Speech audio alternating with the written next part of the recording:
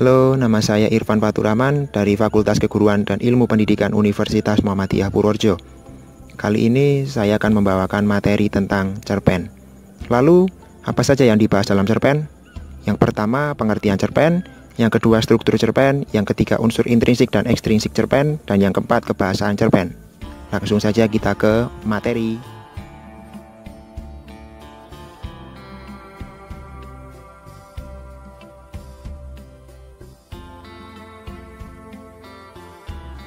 Pengertian cerpen. Cerpen atau cerita pendek adalah bentuk prosa naratif fiktif. Cerita pendek cenderung padat dan langsung pada tujuannya dibandingkan karya-karya fiksi lain seperti novela dan novel. Penceritaan terpusat pada satu tokoh dan satu peristiwa.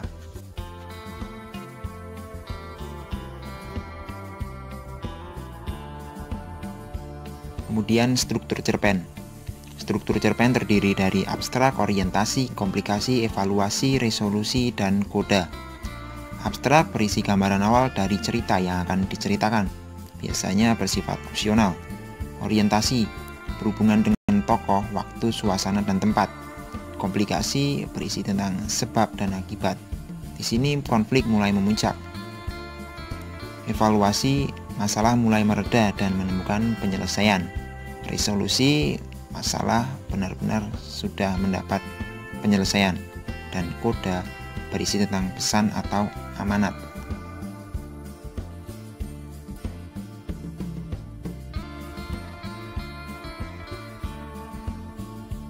Kemudian kita masuk ke unsur intrinsik cerpen. Unsur intrinsik cerpen adalah unsur pembentuk di dalam cerpen. Yang pertama ada tema. Tema adalah pandangan atau gambaran dan persoalan-persoalan di dalam cerpen. Tema terdiri dari tema mayor dan tema minor. Tema mayor adalah tema yang menguasai seluruh cerita atau pokok persoalan. Tema minor adalah tema tambahan atau sampingan dari tema mayor. Tema disampaikan secara eksplisit, tersurat dan jelas, dan juga disampaikan secara implisit atau tersirat. Unsur intrinsik cerpen yang kedua ada fakta cerita. Fakta cerita terdiri dari tokoh dan penokohan, kemudian alur, dan yang terakhir latar. Tokoh dan penokohan. Tokoh adalah orang-orang yang ditampilkan dalam cerpen, sedangkan penokohan adalah watak atau perwatakan. Tokoh utama terdiri dari tokoh protagonis, yaitu pimpinan dalam cerita. Tokoh protagonis tidak harus tokoh yang baik. Tokoh protagonis adalah tokoh utama dan pimpinan dalam cerita. Kemudian ada tokoh antagonis. Tokoh antagonis adalah tokoh penentang tokoh utama. Kemudian ada tokoh tambahan. Tokoh tambahan adalah tokoh sampingan dan juga tokoh pelengkap. Cara menentukan tokoh utama yaitu bisa dilihat dari tokoh yang paling banyak berhubungan dengan tema. Kemudian banyak berhubungan dengan tokoh lain. Kemudian yang terakhir paling banyak memerlukan waktu penceritaan.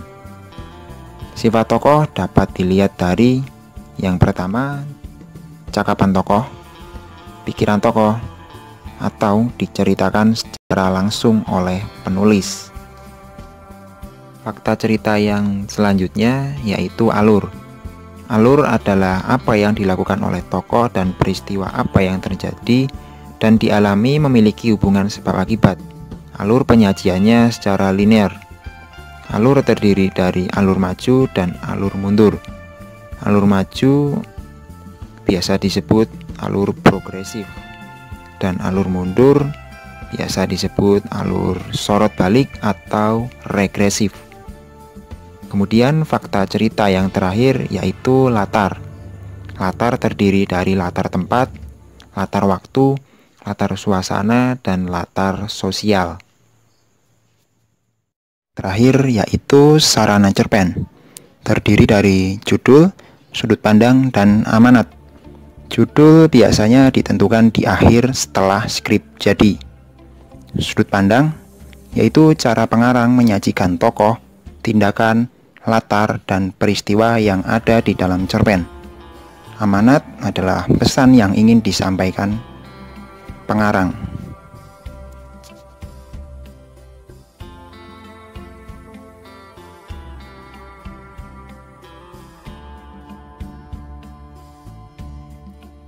Yang selanjutnya kita akan membahas unsur ekstrinsik cerpen. Unsur ekstrinsik adalah unsur pembentuk di luar cerpen. Yang pertama yaitu latar belakang pengarang.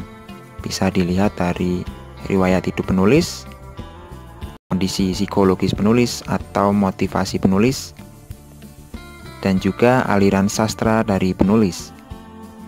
Yang kedua, latar belakang masyarakat. Terdiri dari kondisi politik, ekonomi, sosial, dan ideologi. Dan yang ketiga, nilai atau norma di masyarakat. Bisa nilai agama, nilai budaya, dan juga nilai moral.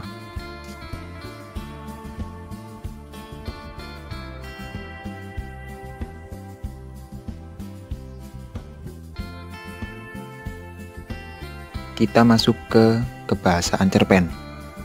Yang pertama, majas. Majas atau gaya bahasa adalah penggunaan kata kiasan untuk maksud tertentu. Ada majas perbandingan yang terdiri dari metafora dan juga personifikasi.